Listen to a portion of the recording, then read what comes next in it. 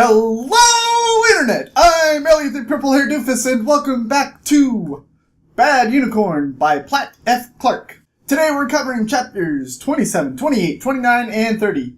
I hope you've read up to that point because I do not want to ruin anything for you. Today's section is all about the pregame show before the final hunt that all of the robots have been advertising all over future Earth. There's this whole red carpet kind of gala affair, and all the robots are watching as Princess gets out of this stretched limo with her robot wizard, Magar. The robot Purple, with the purple light in the middle of her face, runs up and she says, Princess, what can you tell us about the fight tonight? The Princess says, I'm predicting a great show. I'm predicting deaths on both sides. I'm predicting a show that everyone will be enthralled by. And Purple says, Princess! People are saying that after this you want to retire. What are you going to do next? The Princess says, I'm thinking about going into politics, actually. Gonna run the world. As soon as she says that, Magar tries to incite his self-destruct button, and it doesn't work. He tries it again, and it doesn't work. And Princess says, are you trying to self-destruct again? No, I won't let you do that. Damn it. They get up to their skybox area, and one of the robots runs up and says, there's a problem, Princess. The signal is being blocked from the south entrance. And she says, blocked? That can't be possible. We have control of all the signals. Who could possibly be blocking our signals? Sneed! Oh, those old robots are always human sympathizers. That damn Sneed! The robot they're in, it's like, so what do we do, Princess? What do we do? We continue as planned. I was ready for this. Really? And then another interview comes up and she says, so why exactly are you excited about tonight's fight? And Princess says, I have been hunting this Max Spencer for centuries. And now he is here. And now he has the thing that I wanted. The whole reason there are no humans here is because I couldn't find Max Spencer. But now he's here, and I'm gonna kill him, and I'm gonna get what I want, and then I'm going to get my dreams. And the interviewer asks, so, who's going to battle him first? Princess just kind of gives a sly smile, and she says, well, we have our three lovely robots. We have Robotui, which is a ripoff of Ratatouille. It's just a rat. That's a robot. Or a robot that's shaped like a rat. One of those. And we have Wallop, which is a ripoff of Wall-E. A robot shaped like a robot, or a robot shaped like a robot, whichever you like. And then we have the Frobinator. I don't know, he did a lot of good stuff before, so why not put him at the end? We go into our next chapter, which takes place in the present day, not the future, and has Princess and Magar, the organic versions, meeting up with the Wez. Now, the Wez is kind of a soothsayer, almost like a witch doctor type of person in the Meoshire. And they find him at a comedy club. He's very joyful until they let him know that they are working for Resimore. And he goes, oh, you just had to suck the fun out of that, didn't you? And Princess is just kind of like, yeah, whatever. We just want to know if you can help us find this Max character and this electric book that he's carrying. Can you do that for us? I suppose. Listen, I need to know his full name. You don't need to know that. It's part of the price. Price? The price that you pay for the information that I'm going to give you? Fine! Max Spencer. You happy? No. Princess shows him the Gilman device that's supposed to be like a compass. The Wez actually calls it a compass, and Magar's like, it's no compass. It's a magical object that can detect things in all three forms of land. The Earth, the Meoshire, or Fantasyland. The Wez is like, well, that only leaves you two options. That means that this Max character has either traveled in time, or he's in the Umbraverse. Which I don't know what the hell the Umbraverse is. I'm sorry. It's a fourth universe that doesn't get detected by the Gilman thing.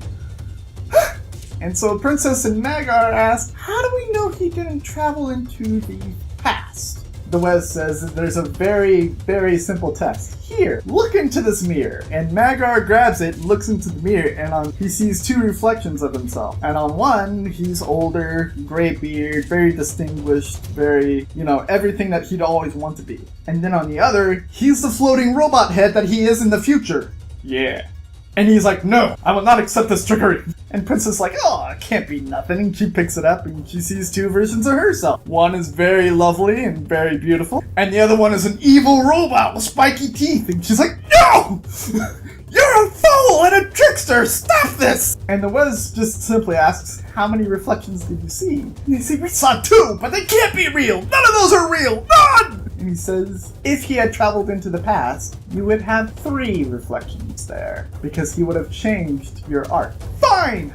He didn't travel into the past. Let's just go into the Umbershire. The Wez actually takes part of the branch from the Tree of Attenuation, mixes it into some tea and hands it to them, and he says, drink this. It'll take you into the Umbershire. And so they drink it, and poof! And as soon as they're gone, the Wez instantly concocts a potion to contact Max, because he's confident he's not in the Umbraverse and he's seeing the future. Fast forward into the future Earth, as it were, and Max, his whole army of Frobbits, and his friends Sarah, Dirk, and Dwight are right outside the hunting grounds where this whole fight is about to be filmed. They are waiting for this icon on top of a tall tower that looks like a black version of the Washington Monument to go from red to green. And they're staring at it and staring at it and staring at it when this green creature appears. And it's not so much that he appears, he's just able to be seen. It's like a magical hologram. They're looking at it and it's the Wez! Max, you are in grave danger. Listen to me carefully. And so Max listens to him and his friends listen to him. He says, you're going to experience some scary things with the Codex of Infinite Knowability! Don't worry, it'll be okay. You just have to wait for it. It? What's it? Like, just relax. Everyone knows that the phrase that you do not want to hear when you're trying to relax is, just relax. No! It's the last thing that you want to do when you hear that. The Wez says, eventually, Max, you will come back to your past and you will meet me. And at that time, I won't remember you. It's very simple. Just ask me to count my reflections. What? What? That doesn't make any sense. What? And then eventually, poof, he's gone. And as soon as he's gone, the light turns green and they are ushered into the hunting grounds. And the hunting grounds are kind of like the hunting grounds from Hunger Games or Ruby, if you've experienced either one of those, where the environment is completely interchangeable depending on the people up top. And the people up top just happen to be Robocorn and Robo-Magar. So their first environment is a desert with a tall pyramid in the center. They're trying to climb up the steps, but they just can't. And Max is getting incredibly frustrated. And he gets so frustrated that he just kind of... And everyone just floats up to the top by magical powers from Max's brain. No, I'm not kidding. That's what happens. They get to the top so that they can survey the land. They see their first opponent, Robo-Rat. Now, Robo-Rat starts attacking the small Frobbits, while Max and his friends are up top. And before Robo-Rat actually kills any of them, one of the Frobbits does a judo attack on it, and it's so shocked. And all the robots that are watching are so shocked because the Frobbits have never fought back. And when the Frobbit flips the Robo-Rat over his shoulder and slams him onto the ground and disables him, humans are all cheering, the Frobbits are all cheering, but all the robots are like, oh my gosh! Ah! The last chapter in our section has Princess trying to comfort the robots that just saw this heinous act of robot violence against, one of their own. And she says, don't worry, I knew that this was going to happen. I knew that that robot was going to get killed. He was small potatoes. Come on, gather yourselves up. And then the robot environment changes into like a spaceship graveyard, which is perfect for the Wall-E clone, the robot-shaped robot. Sarah's looking around for anything that they can use, and the Frobbits decide that they're going to dig a hole and try and trap Wall-E inside of the hole, and then Max can use some fireballs and disarm the Wall-E bot.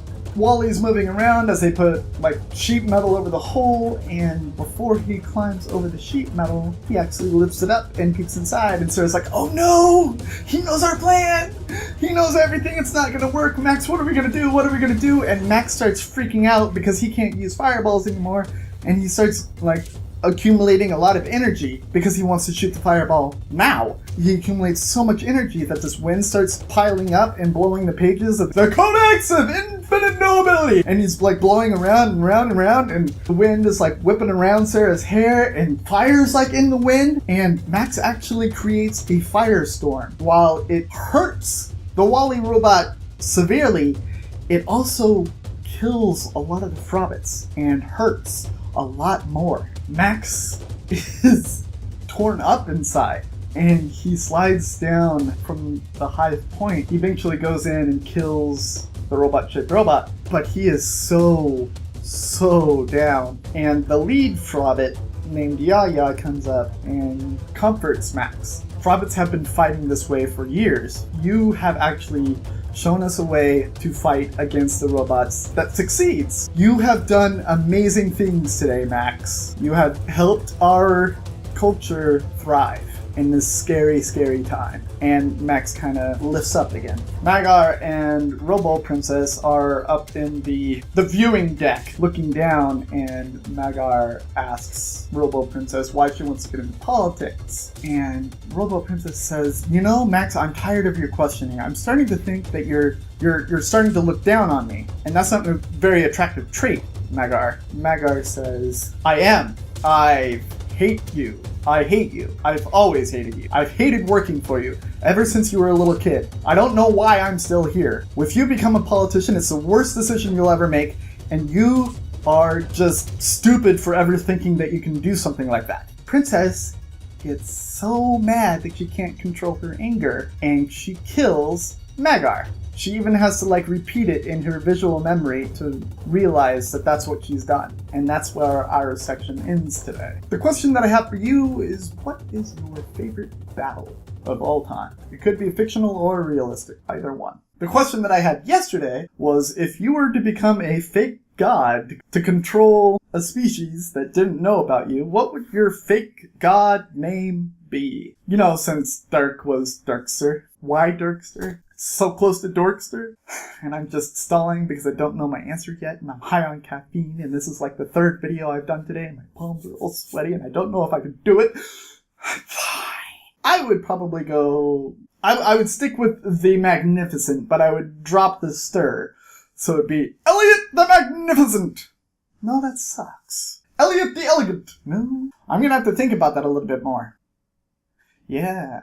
Do not forget that the next book that I will be reading is The Gunslinger by Stephen King. Go out and grab it by any legal means necessary. Borrow it from a friend, borrow it from a library, buy it from a bookstore, buy it on a Kindle. I don't care what you do as long as it's legal and you read it before I ruin it for you. I've been Elliot the Purple Hair Doofus reminding you to watch your Pajamarius. And I will see you all in the conclusion, the finale, the last episode, the series finale of Bad Unicorn by Platt F. Clark.